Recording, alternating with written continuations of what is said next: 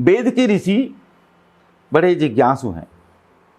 दर्शन शास्त्रों की ऐतिहासिकता, इसका इतिहास शुरू हुआ होगा मानव ने जब धरती पर आकर के होश संभाला होगा तब से।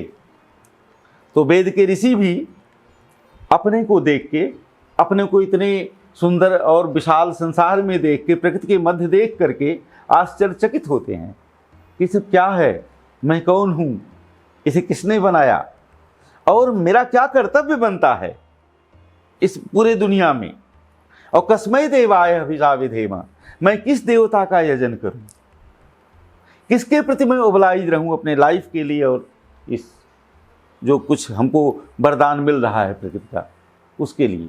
कस्मै देवाय अभिसाविधेम। तो ये जो उनके मन की जिज्ञासा है, चाह है, बौद्धिक खोज की चाह, ये उन्हें जिस सूझबूझ और परिणाम पर ले जाती है वो ये है कि हम, आप, वो अलग नहीं हैं, बल्कि किसी एक ही के विभिन्न रूप और आकार हैं। ये फाइंडिंग है वेद के ऋषियों की। वो कहते हैं कि सृष्टि का मूल तत्व एक है, एकमेवा द्वितीयम, वह एक और अद्वितीय है।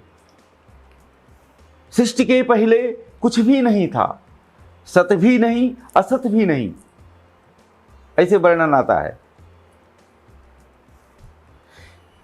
यहां पर ये बताने में ऋषि इतना सजग है कि वो सत और असत समझता है कि ये दोनों शब्द द्वंद्वात्मक हैं, सापेक्ष हैं। यदि मैं कहूंगा कि ये मूल तत्व है, सत है, तो तुरंत असत की भावना, असत की कल्पना मन में आ जाती है।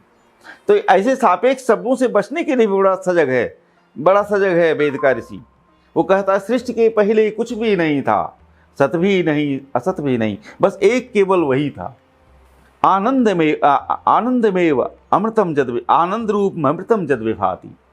वो आनंद स्वरूप, वो परम तत्व, अमृत तत्व, वही चारों तरफ, वही विभाति, वही सब चारों तरफ दिख रहा था, वही एक अकेला था।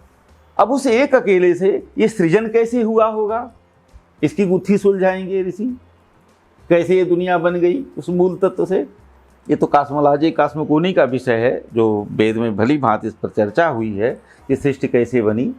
जैसे कि ऋषि बताते हैं कि स इच्छत एको हम बहुत श्याम, उस परम सत्ता ने इच्छा किया कि मैं एक अकेला, स एकाकी न रे में, उसे अकेले अच्छा नहीं लगा, उसने इच्छा किया कि एक मैं अनेक हो जाऊं, और फिर वो इस दुनिया के रूप में अनेक हो गया। रूपम रूपम बहुरूपम विभाति, एक एक करके वो सभी रूप में वही विभात, वही सब जगह दृश्यमान है, दिखाई दे रहा है।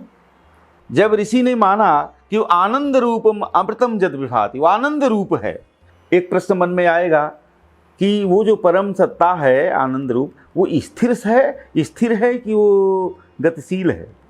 मेरी गति कहाँ से आई उसमें? उसके मन में इच्छा कैसे आई? इच्छा तो गति है, एक मैं अनेक हो जाऊं।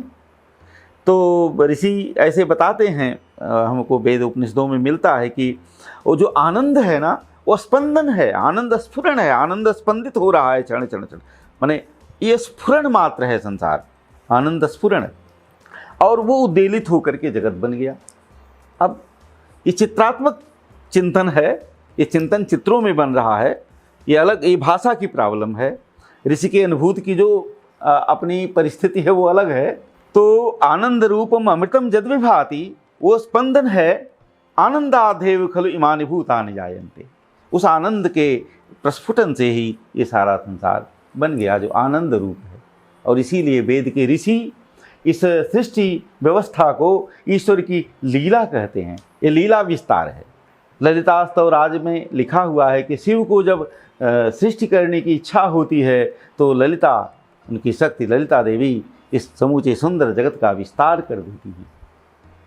तो आनंद का ये स्फुरण है संसार जगत। ऋषि का यह दृष्टिकोण है। वो पेसिमिस्टिक नहीं है जीवन और जगत के प्रति, निराशावादी नहीं है वेद का ऋषि, आशावादी है, उसे सर्वत्र आनंद दिखता है।